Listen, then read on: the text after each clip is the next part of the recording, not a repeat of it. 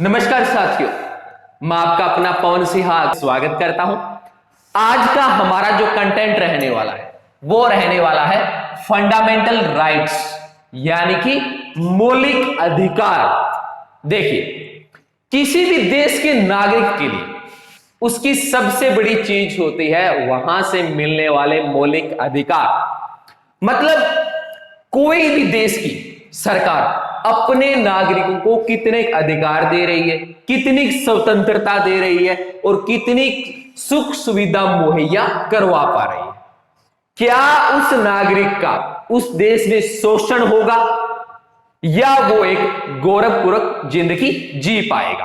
तो इन चीजों को जानने के लिए पढ़े जाते हैं उस देश के फंडामेंटल राइट्स, यानी कि मौलिक अधिकार। देखिए, आज से हम पॉलिटिकल को शुरू कर रहे हैं, यानी भारत की राजनीति को शुरू कर रहे हैं। तो भारत की राजनीति का जो सारी रूपरेखा निर्धारित होती है वो होती है भारतीय संविधान के अनुसार। कि भारतीय संविधान क्या बात बोलता है। भारत का संविधान दुनिया का सबसे बड़ा लिखित कानून है और उनके अंदर जो अहम भूमिका रखता है वो रखता है यहां का मौलिक अधिकार। तभी तो डॉक्टर भीमराव अंबेडकर जी ने इसको संविधान की आत्मा के रूप में बताया। यानी कि भारत भविष्य में किस तरह का काम करेगा, यहां के नागरिकों के ऊपर सरकार किस तरह की रोक लगा सकती है और किन चीजों पर रोक नहीं लगा सकती, तो वो चीजें क्या है, यहां के मौलिक अधिकार होते हैं। बेसिकली जब हम मौलिक अधिकारों की बात करते हैं तो हम क्या है, मुख्य रूप से 6 मौलिक अधिकारों का जिक्र करते हैं। हालांकि इससे पहले भारत में मुख्य रूप से 7 मौलिक अधिकार दिए जाते थे। हम आज के इस लेक्चर में ये बात जानने की कोशिश करेंगे कि क्यों इस 7वें मौलिक अधिकार को निकाल दिया गया और इसको कानूनी अधिकार बना दिया गया। आज हम जानेंगे इस प्लेटफॉर्म पे कि भारत के अंदर क्या मौलिक अधिकार सिर्फ भारतीयों को मिलते हैं या जो विदेश से आए हुए लोग हैं। विदेश से आए हुए लोगों का मतलब यहां पे किसी तरह की शिक्षा ग्रहण करने आया है या यहां किसी दूतावास में काम कर रहा है, किसी दूसरी सरकारी या प्राइवेट कंपनी में काम कर रहा है, या वो यहां भ्रमण करने के लिए आया है।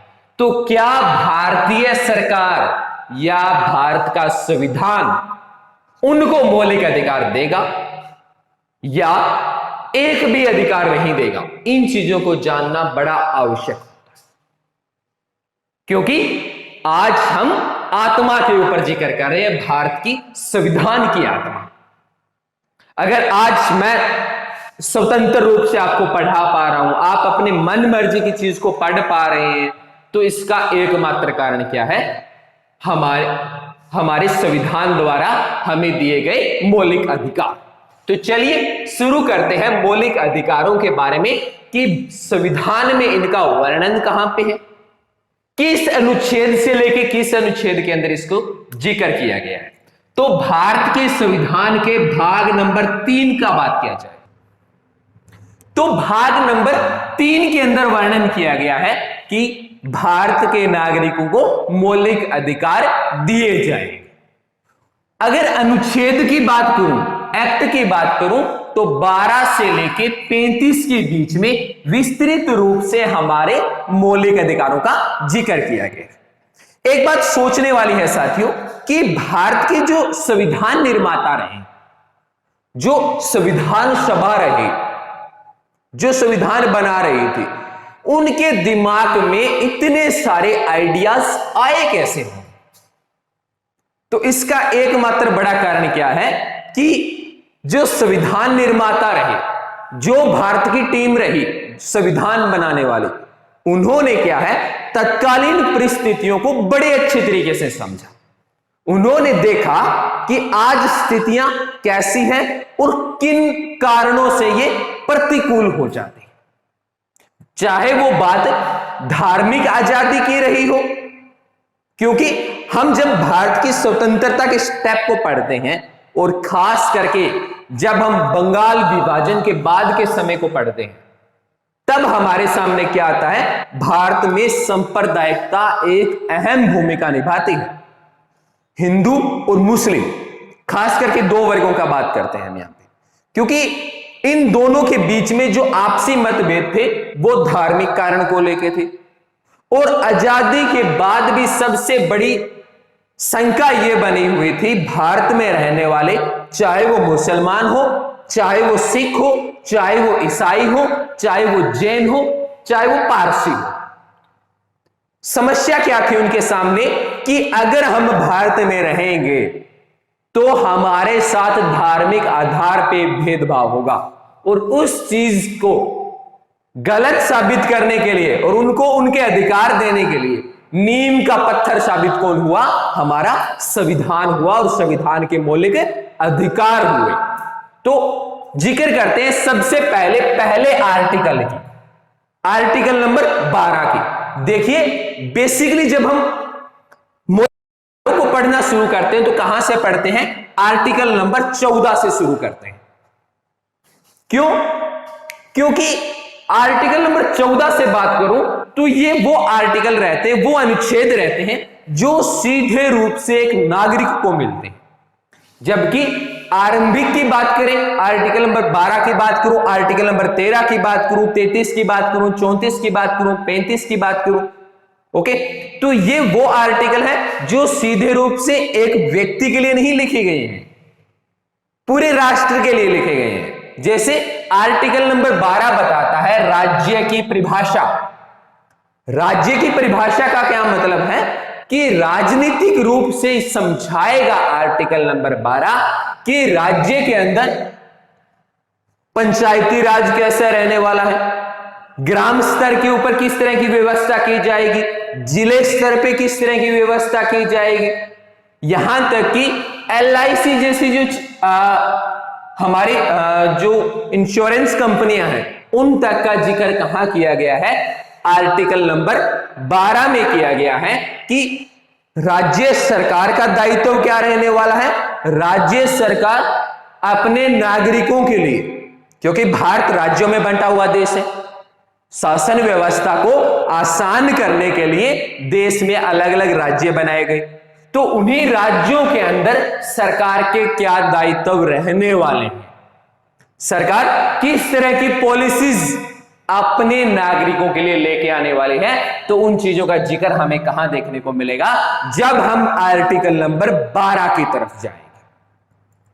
इसी तरह से आर्टिकल नंबर 13 की बात करूं तो यह क्या बात बोलता है, मूल अधिकारों की असंगत विधियां। देखिए क्या कहता है, मूल अधिकारों की असंगत विधियां, मतलब मान लिया केंद्र सरकार ने या राज्य सरकार ने कोई एक ऐसा कानून पास कर दिया जो आम आदमी के या नागरिकों के मौलिक अधिकारों के आड़े आता है।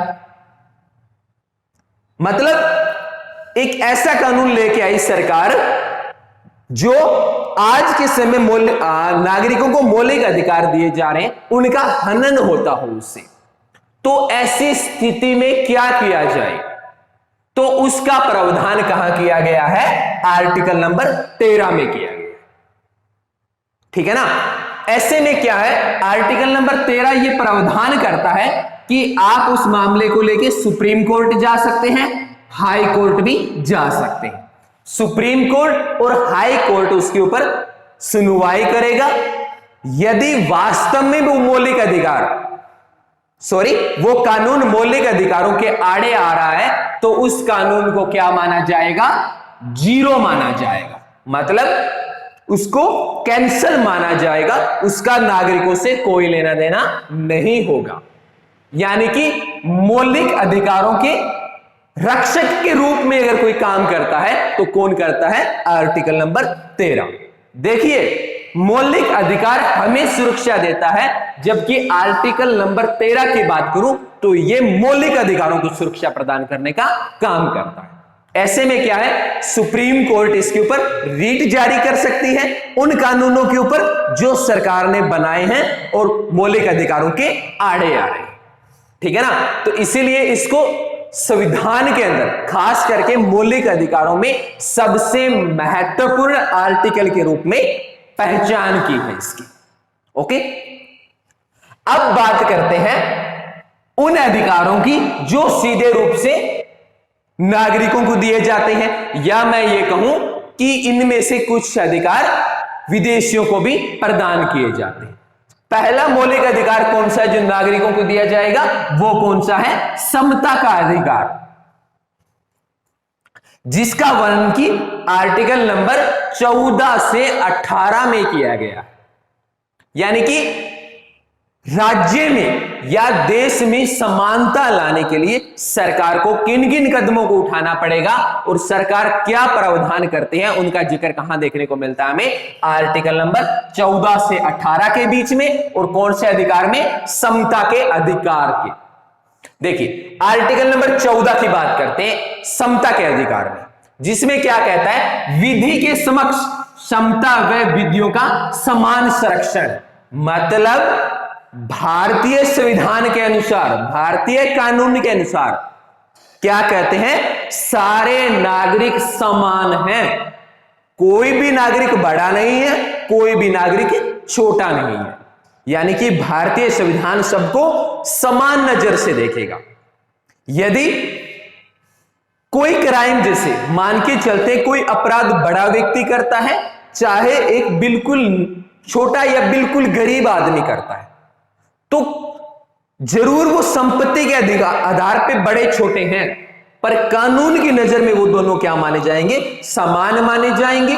जिस सजा का अधिकारी अमीर व्यक्ति है, उसी सजा का अधिकारी गरीब व्यक्ति रहेगा, यदि दोनों ने समान अपराध किया। किसी भी व्यक्ति के साथ उसके जाति, उसके धर्म के आधार के ऊपर भी भेदभाव नहीं किया जाएगा कि ये इंसान बड़ा है या ये इंसान छोटा है। ठीक है ना। हालांकि थोड़ा सा अपवाद देखने को मिलता है इसमें। अपवाद कब देखने को मिलता है, जब हम राज्यपाल की बात करते हैं, जब हम राष्ट्रपति की बात करते हैं, क्योंकि इनके लिए थोड़ा सा विशेष प्रावधान किया गया है हमारे संविधान के अंदर। जैसे मान लिया आज अगर कोई व्यक्ति अपराध करता है तो उसको सीधे रूप से क्या किया जाएगा, अरेस्ट किया जाएगा, कोर्ट में पेश किया जाएगा, उस पर मुकदमा चलाया जाएगा और जिस दंड का वो अधिकारी है उसको वो दंड दिया जाएगा। पर राष्ट्रपति और राज्यपाल के केस में ऐसा नहीं होता। ये नहीं है कि सीधे जाके उनको अरेस्ट कर लिया, जेल में डाल दिया, नहीं, इसकी थोड़ी सी जटिल प्रक्रिया होती है। जब हम राष्ट्रपति को पढ़ेंगे, जब हम राज्यपाल को पढ़ेंगे, तो विस्तार से देखेंगे कि इनको संविधान के कौन से भाग, कौन से अनुच्छेद उनको यह अधिकार प्रदान करते। ओके, वैसे भी राष्ट्रपति को देश का प्रथम नागरिक माना जाता है और राज्यपाल को राज्य का प्रथम नागरिक माना जाता है, जबकि वास्तविक पावर न तो राष्ट्रपति के पास होती और न ही राज्यपाल के पास होती। ओके, चलिए बात करते हैं आर्टिकल नंबर 15 की। क्या बात बोलता है, धर्म, मूल, वंश, जन्म स्थान के आधार पे विभेद का प्रतिषेध। मतलब किसी भी व्यक्ति के साथ उसके धर्म को लेके भेदभाव नहीं किया जाएगा, क्योंकि भारतीय संविधान निर्माताओं को पता था भारत एक धर्म बहुलक देश है, मतलब यहां कई धर्म रहते हैं। तो ऐसे में क्या है, जो धर्म के लोग ज्यादा रहते हैं, उदाहरण स्वरूप भारत में हिंदू ज्यादा है, अगर मुसलमान और सिख कम है तो क्या उनके ऊपर मनमर्जी के कानून थोपे जाएंगे? क्या हिंदुओं को विशेष ओहदा दिया जाएगा क्योंकि वो बहुलक है? नहीं।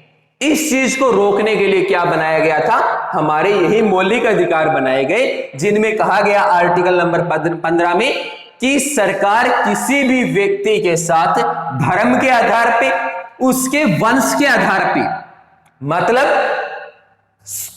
कोर्ट या कानून कभी ये नहीं कहेगा कि ये व्यक्ति तो निमन है, इसको ज्यादा दंड दिया जाना चाहिए, ये तो बड़ा आदमी है, इसको तो छोड़ देना चाहिए, ऐसा कुछ नहीं करेगी।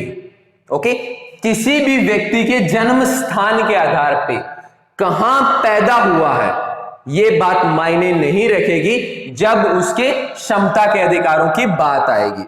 सरकार किसी भी नागरिक को समान अवसर देगी, चाहे वो किसी भी धर्म का हो, किसी भी वंश का हो, या भारत के किसी भी कोने में जन्मा हो।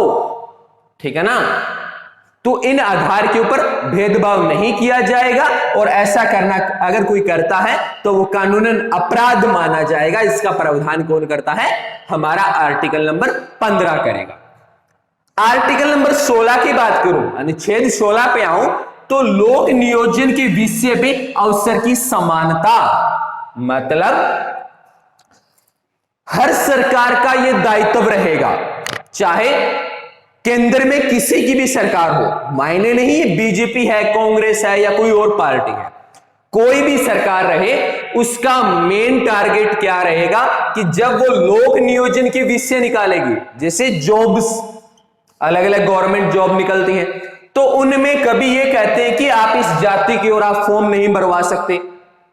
ऐसा हुआ है कभी? हालांकि आरक्षण की बात करेंगे अलग से, कि आरक्षण का एक अपवाद के रूप में देख सकते हैं इसको, कि आरक्षण दिया जाता है, पर लोक नियोजन के विषयों की जब बात आती है तो सरकार की प्राथमिकता यह रहती है कि वो सबको समान अवसर दे। ठीक है ना? किसी भी आधार के ऊपर, चाहे वो जाति का हो, वंश का हो, धर्म का हो, इनके आधार के ऊपर कभी भी उसके साथ कोई भेदभाव नहीं किया जाएगा। यह प्रावधान कौन करता है? हमारे संविधान का आर्टिकल नंबर 16 करता है। यदि मैं क्षमता के अधिकार के आर्टिकल नंबर 17 की बात करूं तो यह क्या कहता है? अस्पृश्यता का अंत और उनका आचरण निषिद्ध कर दिया गया है। मतलब यदि किसी व्यक्ति के साथ धर्म के आधार पे, जाति के आधार पे भेदभाव करते हैं, भी मैं तो इसको हाथ नहीं लगाऊंगा, ये तो निम्न जाति का है, मैं तो उच्च जाति का हूं, ये अमीर है, ये गरीब है, ठीक है ना? किसी को जाति आधार पे कुछ आप बोल नहीं सकते कि आप तो निम्न जाति को, आप यहां नहीं आ सकते। ठीक है ना? तो यदि कोई व्यक्ति अस्पृश्यता को बढ़ावा देता है तो उसको क्या माना जाएगा? कानूनन अपराध माना जाएगा। ऐसी चीजों का आचरण नहीं कर सकते आप। ये बात कौन बोलता है? हमारे संविधान का आर्टिकल नंबर 17 बोलता है। और दुनिया का कोई भी संविधान मौलिक अधिकारों को इतना ज्यादा विस्तृत रूप में नहीं दिया हुआ जितना कि भारतीय संविधान को दिया गया है। ओके, तो हमें तहे दिल से धन्यवाद करना चाहिए उन संविधान निर्माताओं को जिन्होंने हमें इतना अच्छा संविधान बना के दिया और हर अधिकार को इतना ज्यादा विस्तृत करके हमारे सामने रखने का काम किया। इसके अलावा क्या है? आर्टिकल नंबर जो 18 है, अनुच्छेद 18, ये क्या कहता है? उपाधियों का अंत। देखिए, स्वतंत्रता के बाद से देश में कोई व्यक्ति उपाधि धारण नहीं कर सकता। जैसे हम अंग्रेजों के समय की बात करूं या मैं आजादी से पहले की बात करूं, तो हम जैसे हरियाणा के एक महापुरुष चौधरी छोटू राम, तो क्या बोलते हैं उनको? सर छोटू राम। उनके नाम के आगे सर लगाते हैं ना, तो सर क्या है? एक उपाधि थी, अंग्रेज दिया करते थे। आज किसी को देखा है क्या? हम जरूर अपने अध्यापकों को जरूर सर बोलते हैं, पर वो एक उपाधि नहीं है। ठीक है ना? तो सरकार ने क्या है? उपाधियों का अंत कर दिया, चाहे वो राय बहादुर की हो, सर की उपाधि हो या कोई दूसरे तरह की उपाधियां रही हो। इसके अलावा आर्टिकल नंबर 18 इस बात का भी प्रावधान करता है कि भारत का नागरिक यदि विदेश में रह रहा है, अमेरिका में, कनाडा में, कहीं भी रह रहा है, अगर वहां की सरकार उसको कोई उपाधि देती है तो भी उसको क्या है, भारतीय राष्ट्रपति से क्या लेनी पड़ेगी, आज्ञा लेनी पड़ेगी, वरना वो उपाधि नहीं ले सकता। यदि कोई भारतीय नागरिक भारत में है और विदेशी भारत में आके उसको उपाधि दे रहे हैं, तो भी उसको क्या है, राष्ट्रपति की आज्ञा की आवश्यकता पड़ेगी कि राष्ट्रपति उसके बारे में क्या कहता है। ठीक है ना। तो यह भी क्या है, एक समानता लाने के लिए किया गया, क्योंकि जब किसी को कोई उपाधि दी जाती है मतलब हम उसको क्या है, समाज में या राष्ट्र में उसको एक विशेष ओहदा देने का काम कर रहे हैं। और सरकार कहती है विशेष तो कोई नहीं है, सारे के सारे कानून की नजर में क्या है, समान है। तो इसी चीज को ध्यान में रखते हुए इन उपाधियों का अंत कर दिया गया। तो ये था हमारा पहला मौलिक अधिकार, समता का अधिकार, जिसका वर्णन आर्टिकल नंबर 14 से 18 में किया गया। अब बात करता हूं हमारे दूसरे मौलिक अधिकार की, कि दूसरा मौलिक अधिकार क्या बात बोलता है। तो यह है स्वतंत्रता का अधिकार, जिसका वर्णन कहां किया गया है, आर्टिकल नंबर 19 से लेके 22 में इसका वर्णन देखने को मिलता है। क्या बात बोलता है हमारा स्वतंत्रता का अधिकार, यह अहम भूमिका निभाता है। ठीक है ना। देखिए आर्टिकल नंबर 19 की बात करें तो यह हमें 6 तरह के अधिकारों की बात करता है। क्या कहता है कि भारतीय नागरिकों को मुख्यतः ये 6 अधिकार दिए जाएंगे। वो 6 अधिकार कौन से रहने वाले हैं। सबसे पहले है वाक, मतलब आपको बोलने की आजादी देता है।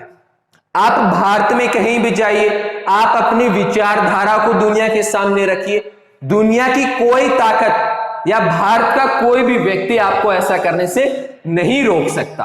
पर कंडीशन है साथियों, क्या है कि आप किसी ऐसी बात को नहीं बोल सकते जो देश की अखंडता के लिए खतरा पैदा कर दे। ठीक है ना। आप किसी के साथ अभद्र भाषा का प्रयोग नहीं कर सकते। अब आप किसी को जाके गालियां निकालने लग जाओ और वो पुलिस में जाए तो हम कहें ये तो हमें मौलिक अधिकार है, क्योंकि मैं बोल सकता हूं, पर राष्ट्र की अखंडता या किसी के सम्मान को ठेस नहीं पहुंचनी चाहिए। ठीक है ना। वो देश के लिए खतरा साबित नहीं होनी चाहिए। आप ऐसे शब्दों को बोल सकते हैं, आपको बोलने का हमारा संविधान पूर्ण अधिकार देता है। जैसे अभी मैं आपके सामने बोल रहा हूं, तो यह अधिकार मुझे कौन देता है, हमारे भारत का जो मौलिक अधिकार या फंडामेंटल राइट्स है वो। आप सम्मेलन करने का अधिकार है, मतलब आप कोई सभा को कर सकते हैं, आप बड़े कार्यक्रम का आयोजन कर सकते हैं, ऐसा करने से आपको कोई नहीं रोक सकता। पर वो कार्यक्रम भी क्या होना चाहिए, उस पे भी कुछ लिमिटेशन होते हैं, कुछ बाउंड्रीज होती हैं। आप कोई ऐसा सम्मेलन नहीं करेंगे जो देश को नुकसान पहुंचा दे, सुरक्षा के लिए खतरा पैदा हो। ठीक है ना। अभी जैसे कोरोना काल चल रहा था, अब आप कह देते मुझे तो एक बड़ा सम्मेलन करना है क्योंकि ये मेरा मौलिक अधिकार है, तो वहां कर सकते थे क्या भाई। जो गली से बाहर निकले थे, घर से बाहर, उनसे पूछ लेना, ठीक है ना, डिटेल में बता देंगे, क्योंकि उस वक्त देश की सुरक्षा का सवाल था। ओके। आपको संघ बनाने की आज्ञा है, आप संघ बनाइए। ठीक है ना। किसी भी तरह के आप ग्रुप को बना सकते हैं, पर वो भी ग्रुप कंडीशन सेम रहेगी कि देश की सुरक्षा के लिए खतरा नहीं होना चाहिए, किसी व्यक्ति को उससे ठेस नहीं पहुंचनी चाहिए। अब आप कह दो जी हमने तो एक आतंकवादियों का ग्रुप बना लिया, आपने तो कहा था आपको संघ बनाने की आज्ञा है, तो ये तो हमारा संघ है और हमारा मौलिक अधिकार है। नहीं भाई, ऐसा कुछ नहीं है। ठीक है ना। आप संचरण करने की आजादी है, आप देश में कहीं भी आ जा सकते हैं। ठीक है ना। आपको कोई ये रोकता है कि आपको भी फलाने राज्य में नहीं जाना, उस जिले में नहीं जाना। ठीक है ना। आपको हमारा मौलिक अधिकार पूर्ण स्वतंत्रता देता है कि आप कहीं भी आ जा सकते हैं। पर इसका मतलब ये नहीं है कि संसद का काल स्तर चल रहा है और आप जाके बीच में बैठ जाओ जी मैं तो यहां बैठूंगा, मुझे तो मौलिक अधिकार है कि मैं कहीं भी आ जा सकता हूं, तो आप ऐसी जगह नहीं आ जा सकते, ठीक है ना। आपको निवास करने की आज्ञा, भारत के किसी भी राज्य में जाइए, आप वहां जाके रहिए, आपको ऐसा करने से कोई नहीं रोक सकता। कभी आके पुलिस वालों ने यह कहा है या किसी ने यह कहा है कि आप इस राज्य में नहीं रह सकते भाई, आप जाइए, जहां आपका मन करता है वहां निवास करिए, आपको निवास करने की आज्ञा है, ठीक है ना। कारोबार, आप जो चाहें वो कारोबार कर सकते हैं, पर कंडीशन यहां ज्यादा लगती है, ठीक है ना। कंडीशन ज्यादा क्यों लगती है?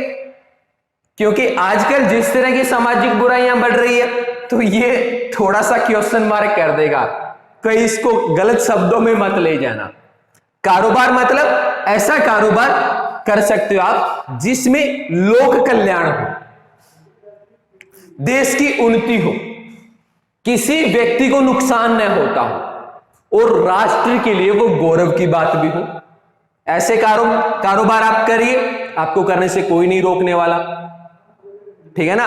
ऐसा नहीं है कि आपको कारोबार की आजादी दे दी, लो जी मैं तो आज से बाजार में जाऊंगा और पिस्तौल की रेडी लगाऊंगा, पिस्तौल बेचूंगा वहां पे, या मैं वहां पे ड्रग्स बेचूंगा। अब कहेंगे जी वो तो कारोबार है हमारा, आपने तो कहा था कारोबार करना आपका मौलिक अधिकार है हमारा, तो हम तो कारोबार करेंगे। पर नहीं, उसमें जो मैंने अभी बातें कही वो सारी की सारी इस पे लागू नहीं होती, तो आप ऐसे किसी भी कारोबार को नहीं कर सकते। ओके, बात करें आर्टिकल नंबर 20 की, स्वतंत्रता का आर्टिकल नंबर 20 हमें क्या बात बोलता है?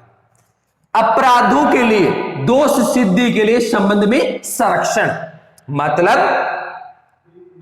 भारतीय संविधान यह प्रावधान करता है आपके लिए कि यदि किसी व्यक्ति को दोषी करार दिया गया है तो वो अपने बचाव में क्या कर सकता है?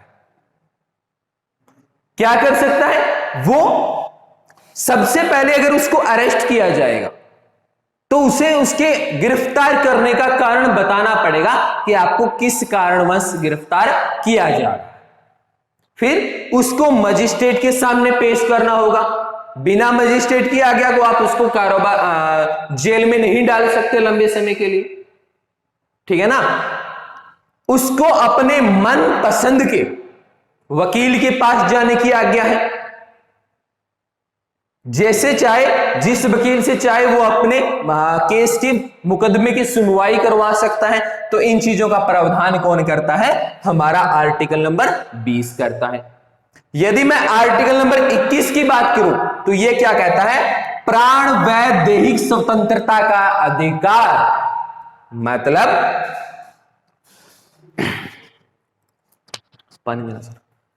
ये क्या है? हमें प्राण और दैहिक स्वतंत्रता की बात करता है, मतलब हर व्यक्ति को अपने प्राणों की रक्षा करने का अधिकार है, ठीक है ना।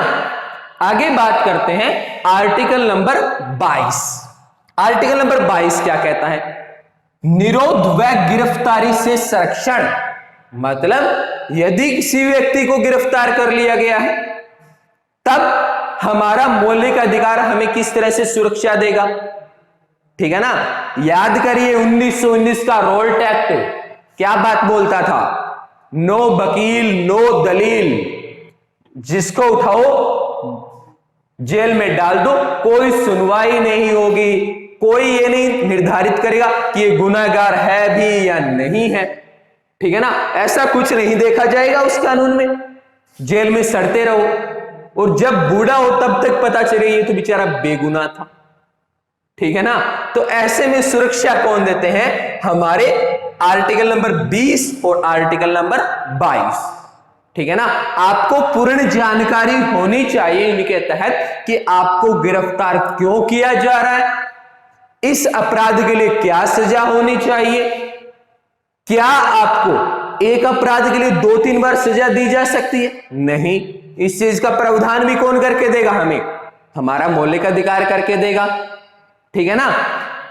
यदि आप सुप्रीम कोर्ट में आपने केस किया, वहां आपको लगा आपको उचित न्याय नहीं मिला, सॉरी हाई कोर्ट में, तो आप सुप्रीम कोर्ट में जा सकते हैं। इस चीज का प्रावधान करके देता है हमारा मौलिक अधिकार।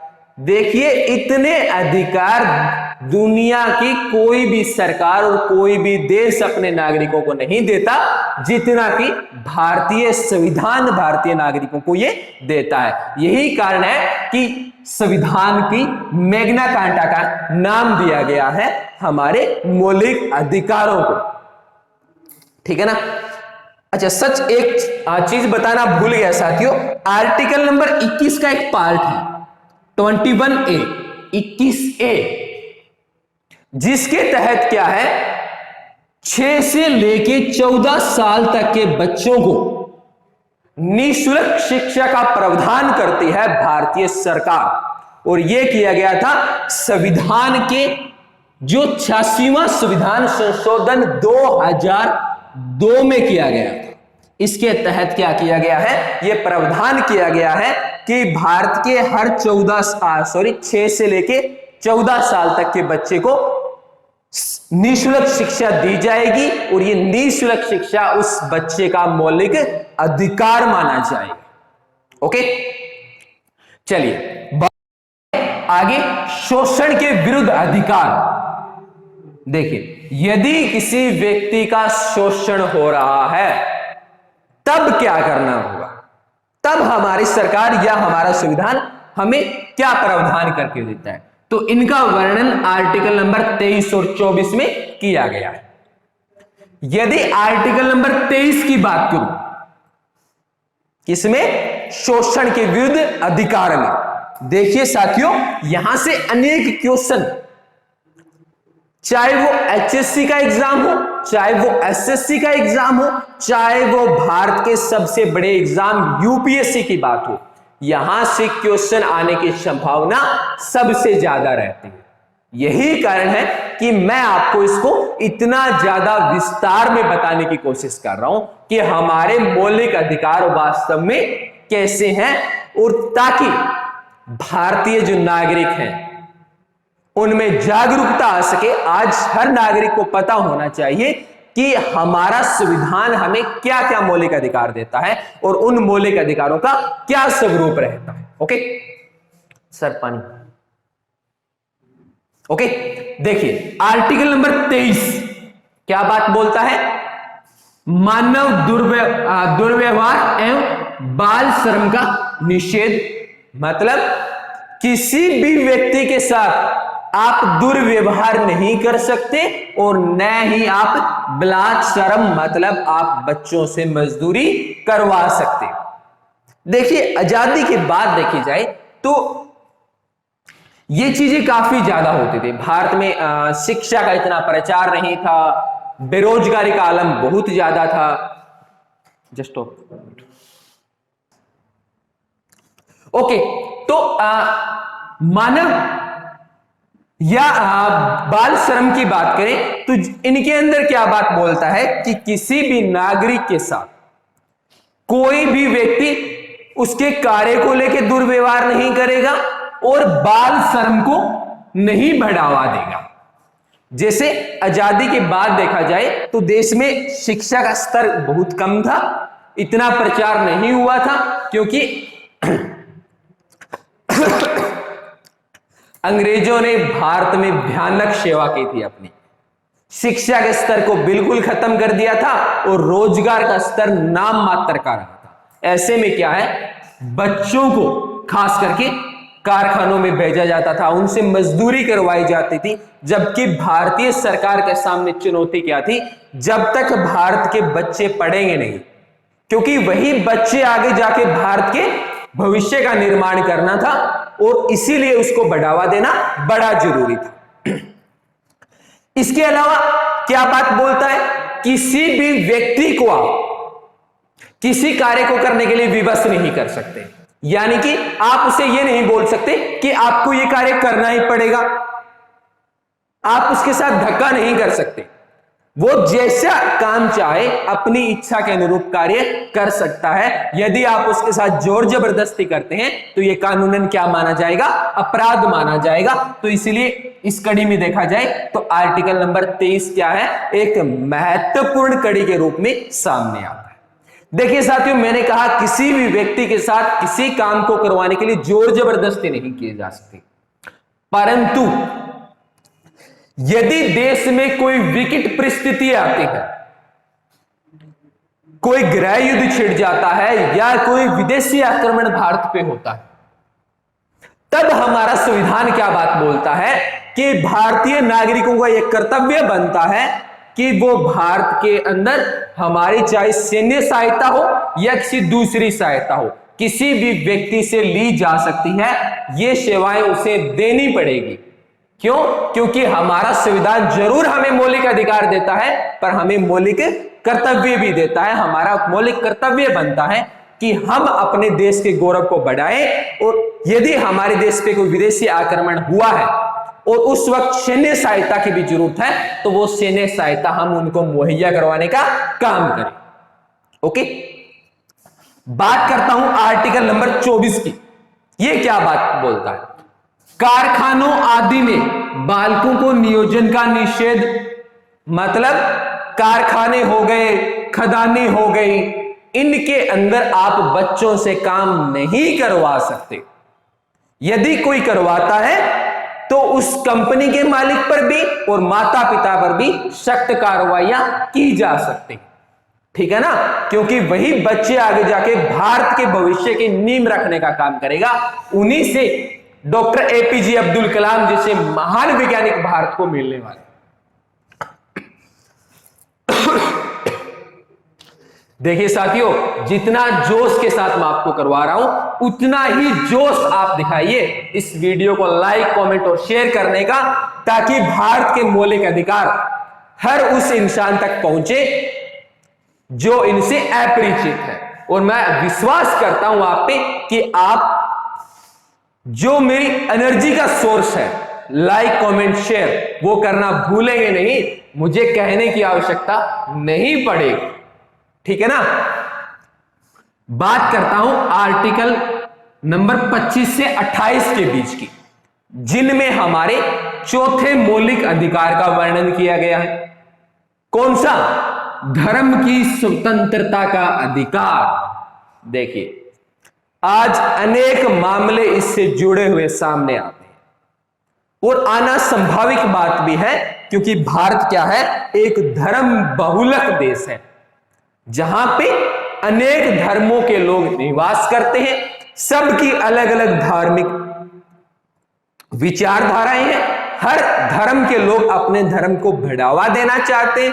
ऐसे में उनके बीच में धार्मिक टकराव पैदा न हो, किसी अल्पसंख्यक का शोषण न हो, इसीलिए क्या है? हमारे धार्मिक स्वतंत्रता के अधिकारों का विस्तार से वर्णन किया गया है आर्टिकल नंबर 25 से लेके 28 के बीच में। क्या बात बोलता है हमारे धर्म की स्वतंत्रता का अधिकार? देखते हैं आर्टिकल नंबर 25 को।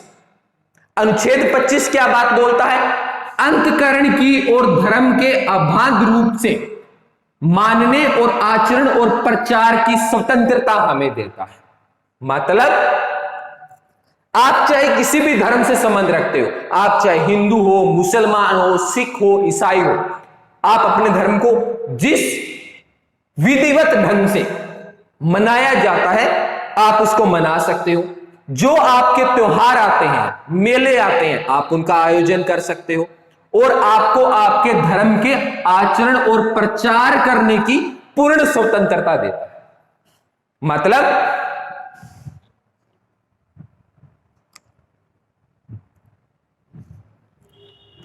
माफी चाहूंगा, थोड़ा सा गले में प्रॉब्लम हो रही थी, कि आपको प्रचार करने की पूर्ण आज्ञा देता है कि आप अपने धर्म का प्रचार कर सकते हैं, उसको बढ़ावा दे सकते हैं।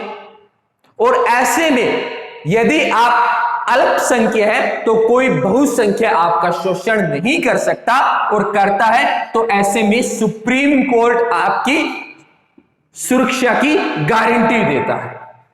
देखिए, हमारे जितने मौलिक अधिकार हैं उनको सुप्रीम कोर्ट द्वारा सुरक्षा प्रदान की जाती है। इनकी गारंटी देने का काम कौन करता है? सुप्रीम कोर्ट करता है। यह क्वेश्चन आया हुआ है मित्रों कि हमारे मौलिक अधिकारों की गारंटी कौन देता है? तो सुप्रीम कोर्ट हमारे मौलिक अधिकारों को गारंटी देने का काम करता है। आर्टिकल नंबर 26 की बात कर ले, धार्मिक कार्यों के प्रबंधन की स्वतंत्रता। मतलब जो भी कार्यक्रम आपके धर्म के अनुरूप आते हैं, जैसे कई धर्मों के अंदर जुलूस निकालने की प्रथा होती है, यात्राएं करने की प्रथा होती है, मेले आयोजित करने की प्रथाएं होती है, एक सामूहिक रूप से स्नान की भी प्रथा होती है, जैसे हिंदू धर्म के अंदर कुंभ का स्नान आता है। तो आप इन कार्यों का आयोजन कर सकते हैं, उनका प्रबंधन कर सकते हैं। ऐसा करने से आपको कोई नहीं रोक सकता। और तत्कालीन उदाहरण आपके सामने राम मंदिर रहेगा इसका। ओके, आर्टिकल नंबर 27, धर्म की अभिवृद्धि के लिए करों का सदाई से स्वतंत्रता। मतलब आप अपने धर्म को बढ़ावा देने के लिए, धार्मिक जागरूकता लाने के लिए आप किसी भी तरह का डोनेशन इकट्ठा कर सकते हैं, पर वो डोनेशन आप धक्के से किसी से नहीं ले सकते। अगर ऐसा किया जाता है तो कानूनन अपराध माना जाएगा। आप अपनी इच्छा से जैसा कर चाहे, जैसा डोनेशन चाहे, आप उनको दे सकते हो। हमारे सामने उदाहरण के रूप में हम कितने मंदिरों में जाते हैं, मस्जिदों में जाते हैं, गुरुद्वारों में जाते हैं, हम अपनी इच्छा से वहां पे कुछ ना कुछ डोनेट जरूर करके आते हैं, क्योंकि हमें पता है वो धन हमारी धर्म की अभिवृद्धि की वृद्धि के लिए उसका प्रयोग किया जाएगा। इसके तहत हमने देखा अनेक गुरुकुलों का आयोजन होता है, अनेक वृद्धाश्रमों का आयोजन होता है, अनेक तरह के अनाथ आश्रम बनाए जाते हैं, या मदरसों की बात करें तो मदरसों का आयोजन किया जाता है या उनकी स्थापना की जाती है। आर्टिकल नंबर 28, धार्मिक शिक्षा में उपस्थिति होने से स्वतंत्रता। मतलब आप जिस भी धार्मिक जहां शिक्षा दी जा रही हो धर्म की, अगर आपका मन है तो आप उनमें उपस्थित हो सकते हैं।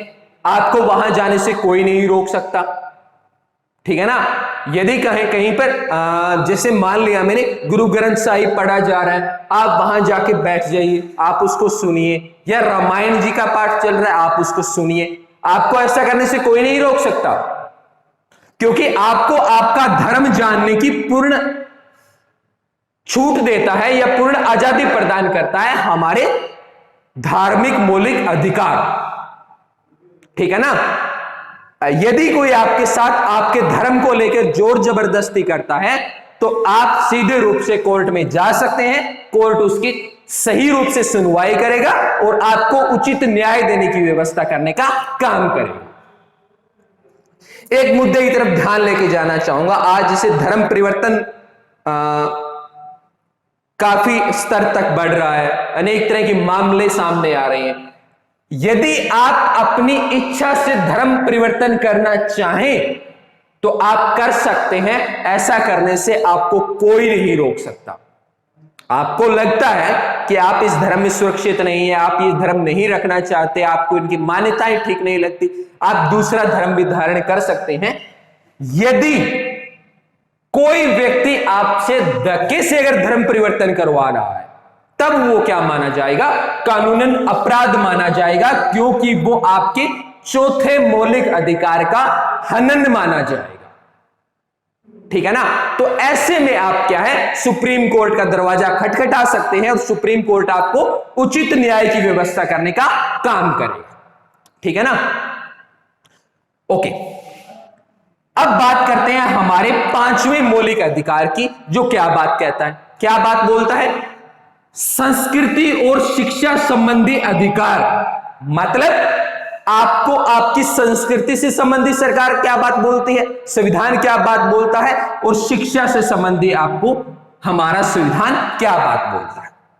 तो संस्कृति और शिक्षा को भी क्या है, हमारे संविधान निर्माताओं ने एक महत्वपूर्ण कड़ी के रूप में लिया और इसको मौलिक अधिकार के रूप में देने का काम किया और वर्णन कर दिया आर्टिकल नंबर 29 से लेकर 30 के बीच में।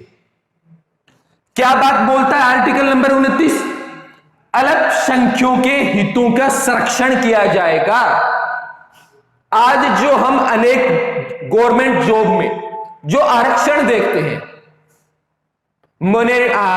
अल्पसंख्यकों के आधार के ऊपर, तो वो किस एक्ट के तहत आता है? हमारे अनुच्छेद नंबर 29 के तहत आता है, जो हमारे सरकार के दायित्व के रूप में समझाती है कि आप अल्पसंख्यकों के हितों का संरक्षण करेंगे, आप उनको समाज में उचित स्थान दिलवाने का काम करेंगे।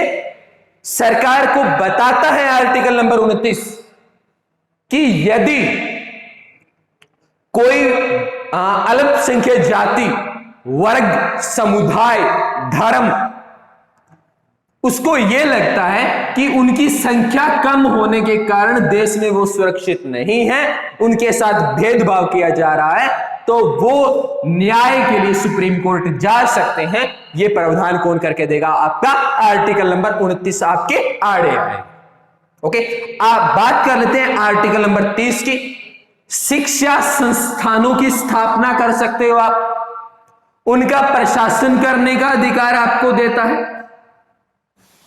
आज जैसे बार बार मुद्दा उठता है कि मदरसों का आरंभ क्यों किया जाता है, क्यों बनाए जा रहे हैं, तो कारण क्या है कि आर्टिकल नंबर 30 जो क्या बात बोलता है, आप अपनी शिक्षा संस्थानें खोल सकते हैं और उनका अपने रूप से प्रशासन भी कर सकते हैं। ठीक है ना? हालांकि कई जगह अनेक ऐसे मामले देखने को मिले हैं जिनके प्राइवेट सेक्टर के अंदर गवर्नमेंट सेक्टर की बात मैं नहीं करता, जहां पे जाति धर्म के आधार पे शिक्षा को लेकर भी कई बार भेदभाव देखा गया। ठीक है ना?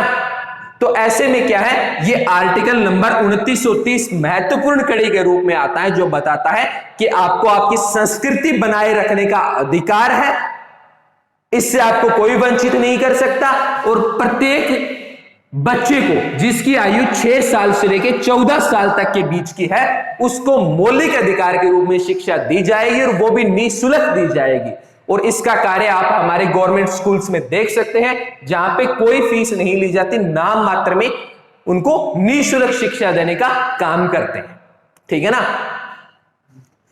बात कर लेता हूं आर्टिकल नंबर 31 की।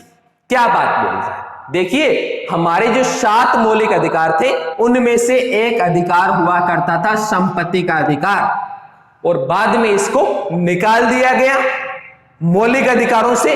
जब 44वां संविधान संशोधन हुआ, तब भाग नंबर 12 में और अनुच्छेद नंबर 300A में जोड़ दिया गया और इसको क्या बना दिया गया? हमारा कानूनन अधिकार बना दिया गया। उससे पहले क्या है, हमारी संपत्ति हमारा मौलिक अधिकार माना जाता है, क्योंकि जब संपत्ति के अधिकार को रखा गया तब इतनी समस्याएं सामने नहीं आई। जब जैसे जैसे समय बीतता गया, अनेक कॉम्प्लिकेशन इसके हमारे सामने आए। अनेक बार सरकार के बीच में और आम नागरिक के बीच में विवाद देखने को मिला। सरकार यदि कोई जन कल्याण योजना लेके आती है, उसके लिए जैसे भूमि की आवश्यकता पड़ गई, अब सरकार कहती है आप भूमि दीजिए, और इंसान कहता है ये मेरा मौलिक अधिकार है, मैं ये हर किस नहीं देने वाला। ठीक है ना? तो ऐसे में वो जो डेवलपमेंट या जन कल्याण का कार्य था, उसको बीच में स्थगित कर दिया जाएगा। तो ऐसे में क्या है कि इसको मौलिक अधिकार से निकाल के हमारा क्या बना दिया गया? कानूनन अधिकार बना दिया गया। आज हमारी प्रॉपर्टीज के ऊपर हमारा कानूनन अधिकार है, न कि हमारा मौलिक अधिकार है। ओके, उदाहरण स्वरूप क्या है, हम केशवानंद भारती केस को ले सकते हैं, गोलकनाथ केस को ले सकते हैं, जिनके अंदर सरकार ने देखा कि अनेक बार आम व्यक्ति का मौलिक अधिकार जो जन कल्याण की चीज है उनके आड़े आ रहा है। ठीक है ना? जिससे सरकार कहती है यहां से कोई हाईवे निकालेंगे जो देश की उन्नति में, डेवलपमेंट में महत्वपूर्ण योगदान देगा। अब मैं कहता हूं, मैं तो वो मेरी जमीन अगर उसके बीच में आ रही है, मैं कह दूंगा नहीं देता मैं तो ये भूमि, आप अपने हाईवे को कहीं और से ले जाइए, ठीक है ना, तो ऐसे में वो कार्य तो बीच में रुक जाएगा। तो ऐसे में सरकार ने क्या काम किया, संपत्ति के अधिकार को मौलिक अधिकारों से निकाल दिया और किस में जोड़ दिया, हमारे कानूनन अधिकार में जोड़ने का काम किया। अब बात कर लेते हैं हमारे छठे मौलिक अधिकार की, जिसका वर्णन आर्टिकल नंबर 32 में किया गया है। कौन सा? संवैधानिक उपचारों का अधिकार, जिसका वर्णन कहां देखने को मिलता है? आर्टिकल नंबर 32 में देखने को मिलता है। इसमें क्या है, सरकार कई तरह की या सुप्रीम कोर्ट कई तरह की रीट जारी कर सकता है। किन चीज को लेके? बंदी को लेके परमादेश जारी कर सकती है, प्रतिषेध लेख जारी कर सकती है, उत्प्रेषण जारी कर सकती है और अधिकार प्रक्षालेख जारी कर सकती है। जैसे परमादेश की बात करें, सुप्रीम कोर्ट को लगता है या बड़े अधिकारियों को यह लगता है कि कोई निम्न स्तर का अधिकारी पूर्ण रूप से अपने कर्तव्य का पालन नहीं कर रहा है, वो सिर्फ आराम से अपने ऑफिस में बैठा सैलरी ले रहा है, तो ऐसे में क्या करेंगे? तो वो क्या करते हैं, परमादेश जारी कर सकते हैं कि आप अपने कार्य को करिए, ठीक है ना। अब बात कर लेता हूं आर्टिकल नंबर 33 की। आर्टिकल नंबर 33 हमें क्या बात बोलता है? आर्टिकल नंबर 33 क्या बात बोलता है? सशस्त्र बल और मूल अधिकार, मतलब हम इन सारे मौलिक अधिकारों की बात करते हैं, पर जो सशस्त्र बल, जैसे कोई इंसान रॉ में है, रिसर्च एनालाइजिंग विंग्स में काम कर रहा है, तो क्या उसको ये सारे मौलिक अधिकार दिए जाएंगे? नहीं। कुछ विशेष परिस्थितियों के अंदर मौलिक अधिकारों को रोका जा सकता है, स्थगित किया जा सकता है, हालांकि इनको कैंसिल नहीं किया जा सकता, ठीक है ना। एक लेक्चर हम विशेष रूप से हमारी भारत की प्रस्तावना के ऊपर डालेंगे, जिसके अंदर मैं बताऊंगा कि पूर्ण सरकार का कर्तव्य क्या रहेगा और किन किन चीजों को रोका जा सकता है, ठीक है ना। ओके, इसके अलावा बात करूं आर्टिकल नंबर 34 की, तो ये मार्शल लॉ का प्रावधान देता है। मार्शल लॉ के प्रावधान का मतलब क्या हुआ? मान लिया देश के अंदर किसी भी कारणवश गृह युद्ध की स्थिति पैदा हो गई और देश में क्या है, सैनिक शासन लग गया। मार्शल लॉ का मतलब सैनिक शासन लग जाना। अब उसमें क्या है, सारी जो शक्ति होती है वो सेना के अधीन चली जाती है। जिस तरह के निर्णय सेना लेती है उसी अनुरूप के हमारे देश के अंदर क्या है, कानून बनाए जाते हैं। तो ऐसे में क्या है, मौलिक अधिकारों को रोका जा सकता है, ठीक है ना। आप उस स्थिति में नहीं कह सकते कि मैं कहीं भी जाने की मेरे को आज्ञा है, मुझे कुछ भी बोलने की आज्ञा है, मुझे संगठन बनाने की आज्ञा है। तो इन चीजों के ऊपर क्या है, एक बार के लिए कानूनन रोक लगा दी जाएगी, ठीक है ना, जैसा कि कोरोना काल के दौरान किया गया। हालांकि मार्शल लॉ नहीं लगा, पर फिर भी हमारे मौलिक अधिकारों को अस्थायी रूप से कुछ समय के लिए क्या कर दिया गया था, रोक दिया गया था। आपको बाहर आने जाने की आज्ञा नहीं थी, ठीक है ना। आर्टिकल नंबर 35 या अंतिम की बात कर लेता हूं। आर्टिकल नंबर 35 क्या बात बोलता है? कुछ मूल अधिकारों को प्रभावी बनाने के लिए नए कानूनों का प्रावधान कौन करता है? आर्टिकल नंबर 35 करता है। देखिए साथियों, यदि सरकार को लगता है, हमारी संसद को ऐसा लगता है, यानी लोकसभा, राज्यसभा, सुप्रीम कोर्ट को ऐसा लगता है कि इन सारे मौलिक अधिकारों को प्रभावी बनाए रखने के लिए कुछ नए तरह के कानूनों की आवश्यकता है, तो ऐसे में क्या है, सरकार को पूर्ण आजादी है कि वो नए तरह के कानूनों का प्रावधान कर सकती है, नए तरह के कानून बना सकती है, ठीक है ना। पर इनमें से किसी कानून या मौलिक अधिकार को बाहर नहीं निकाल सकते, ठीक है ना। इनको प्रभावी बनाने के लिए नए कानूनों का निर्माण किया जा सकता है, ठीक है ना। तो साथियों, ये थे हमारे मौलिक अधिकार। इससे जुड़े हुए 2-3 केस, चाहे वो आईसी गोलकनाथ केस रहा हो, केशवानंद भारती केस राव और मिनरला मिल्स केस राव।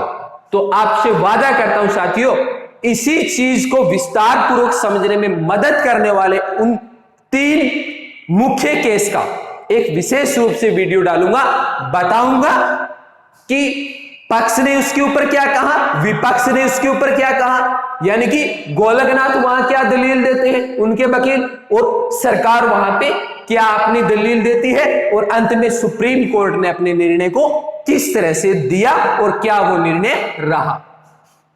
ओके, तो उम्मीद करूंगा साथियों आपसे कि जिस तरह का प्रेम आपने, जिस तरह का सहयोग आपने हमें पिछली वीडियोस में दिया है, उसी तरह का प्यार, उसी तरह का सहयोग आप हमें इस वीडियो के अंदर भी देंगे, क्योंकि जितनी ऊर्जा के साथ मैंने आपको ये समझाने का काम किया है, जितना विस्तृत रूप से समझाने का काम किया है, आप उस आगे वाली वीडियो के लिए एनर्जी का जो काम करेगा वो लाइक कमेंट शेयर के रूप में आप मेरे को देने का काम करेंगे।